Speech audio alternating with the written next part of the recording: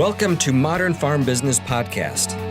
This podcast is designed to help the farm leader bring their business to the next level. We'll cover everything from leadership and finance to strategy and planning. I'm your host, Dean Hefta. Mark Twain once said that if the first thing you do each morning is to eat a live frog, you can go through the day with the satisfaction of knowing that that is probably the worst thing that's going to happen to you all day long. Sound advice for those of us who fight procrastination. And since I doubt that there's many of us on this program right now that get everything done that they want every day, all of us deal with some level of procrastination. And there's plenty of things that contribute to not getting things done as timely as we want to. We'll touch on some of those things that contribute to the challenge, as well as a few approaches that can help us to improve productivity.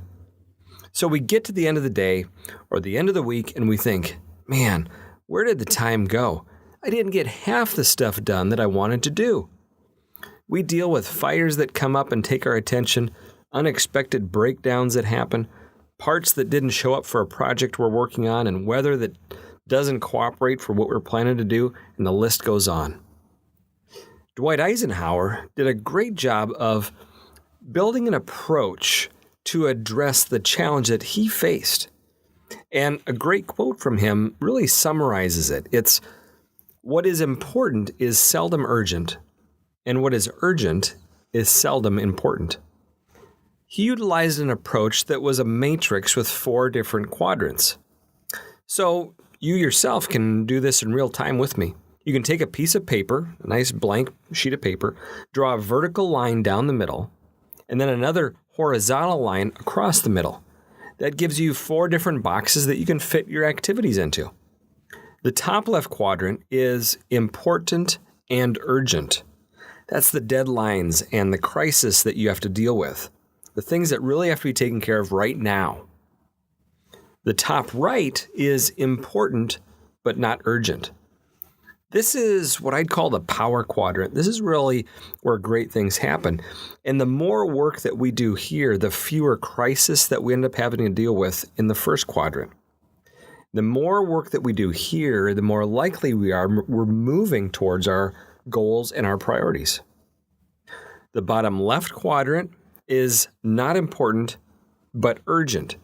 These are the things that can really lure us in. It's stuff that other people interrupt us with, meetings that we didn't schedule, and they don't fit into our goals, issues that pop up that we feel like we have to jump in on. You know, it's just the stuff that comes up. Now, the last box, the bottom right, as you guessed it, is not important and not urgent. These are the time wasters. Surfing the internet and the random time killers that just don't move us forward. It's the trivia and the junk mail and all that stuff that burns time but just doesn't move us forward. What I love about this matrix is that it can give us a visual way to think in our minds, and if we want, write them right on that piece of paper. Where do our activities in any given day fit into that matrix? And it gives us perspective to think about how are we really investing our time. Now, another great resource on this topic is a book that shares the name of this episode, and it's called Eat That Frog by Brian Tracy. In his book, he identified 21 great ways to stop procrastination and to get more done in less time. Of those 21, I've picked 5 to share with you in this episode. His first is to what he calls plan the day in advance. The author recognized the power of planning and how much effective planning can add to your efficiency. Most specifically, planning tomorrow before you end today. By identifying your top priorities before you finish your day, you bring closure to today and you get your subconscious working on those priorities for tomorrow before it even begins. Start by identifying just 3 to 5 things that you really must do tomorrow to move toward your priorities. Your task list, you might have many if you're like me, different types of lists. They can live in really consider them cascading timeframes. You might have a master list that Here's all the things that eventually I want to take care of and get done. And that can inform and cascade into, what do I want to get done this month? Those bigger priorities, those bigger things that need to get accomplished, which then can inform your week. What's my week going to look like? And then finally, the day. What does my day look like? And all of those things can inform, what am I going to do right now with the time that I have in front of me? So here's an action step for you on this topic. To finish your day, and on a note card, write down 3 important things that you will accomplish tomorrow. Do this for 3 weeks and see if through that period of time you begin a new planning habit. Next, Brian Tracy calls it practicing creative procrastination. I love that title. Earlier I said we all procrastinate on something because we just can't get everything done in one day. Creative procrastination is about wisely choosing the things you aren't going to do. Ideally, you are deciding to put off low-value things, the time wasters, the things that can be done but just aren't going to move you forward, or maybe the things that other people could do instead of you. A few years ago, I heard a talk from an author and a professor, and he was talking about focus and getting focused on the things that really matter. And as a part of his experiment, what he did was he stopped checking his email for more than a month. You can imagine as a professor, they get hundreds of emails every day. And what he found was, and this was a form of procrastination so that he could focus on higher value activities, what he found was the stuff that was really important ended up getting to him anyway. People would stop by his office or they'd give him a call. They would figure out a way to get his response on stuff that was really important. And so it was a way for him to practice creative procrastination by deciding to not do something that he saw as in his world, a low value activity. I'm not suggesting that in our world or your world that not checking email is wise, but it's a great story to illustrate thinking about what are those things that we do that are habits that we do them every day, but they just aren't high value. Can we start procrastinating them? Maybe only doing them once a week or only at the end of the day. Action step for you. Think about the things you will put off until later. Maybe it's some closet you feel compelled to clean. What happens if you don't do anything with it? Probably nothing. Looking around on the internet for a hubcap for a car that you're restoring.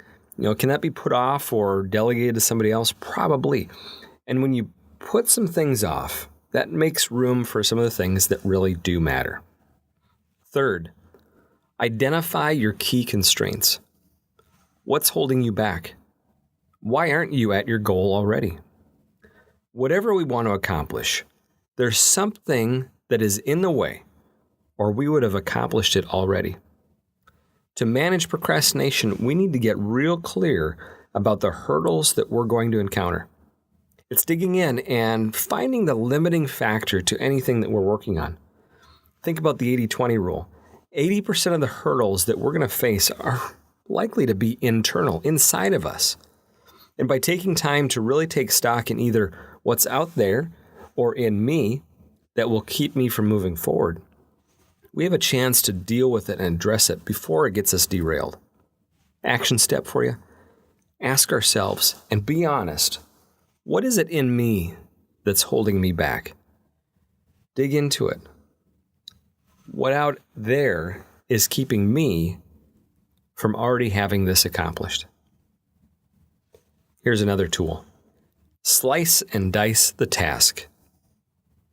Often a project can simply seem too daunting and too complex. We think about the big and glorious outcome and we just get paralyzed trying to figure out, where do we start? But you know the old saying, how do you eat an elephant? One bite at a time. You have to break it down so you can find the small enough pieces that you can take action on. Maybe you walk into your shop and think, I have to get this thing organized. But you look around and you just don't know where to start. The process of cleaning the shop, though, is actually a collection of multiple little tasks. So say to yourself, I have enough time and energy to, let's say, get all of the power tools collected together and then organized. That's very doable and very actionable and very specific. So your mind thinks, oh, I can do that. I know where to start and I know where to put the energy. So an action step for you, take a big project, carve out one piece of it that feels like it's pretty easy to take action on. Focus on it and work on just that piece. Then keep carving out other projects from the big one. Before you know it, the whole thing's done. Here's the fifth and final one. Create chunks of time. This is one that is getting harder and harder for us to do as communication technology creeps into our lives and continually interrupts us. The smartphone has really contributed to the collapse of our modern attention span. Research has found that we now have, on average, a shorter attention span than a goldfish. I'm not making that up. Our inability to do focused, deep work means we find ourselves just jumping from one thing to another and only scratching the surface. A great approach that you can apply to help with this is called the Pomodoro method. It's based on setting a timer for a period of time, around 25 minutes, and shutting out any other interruptions. The name comes from the tomato-shaped kitchen timer that the originator used for creating focus time. And in Italian, tomato is pomodoro. Here's your final action step. Every day, find one subject worthy of your attention where you turn off your phone and the internet and you really get focused. Try it out for 20 minutes to start. Your business and your life will be better for it. So there you have it. Procrastination is normal and every one of us deals with it. The challenge is never a lack of time, it's lack of priority. By getting clear on what's important, what we really need to act on, and making a few changes in our environment, we can get more of what we really want out of every day. Remember the urgent, important matrix that Eisenhower used. Think about these 5 approaches from Brian Tracy. Plan the day in advance, practice creative procrastination, identify your key constraints, slice and dice the task, and create chunks of time. These aren't perfect approaches or solutions. The best solution is the one that works for you. Try some things out, things that give you more priority, more action, and more focus. I hope this has been helpful, and I appreciate you joining me on this episode. Remember to send me any thoughts or topics, ideas, to dean@modernfarmbusiness.com. I look forward to joining you again next week. Thanks.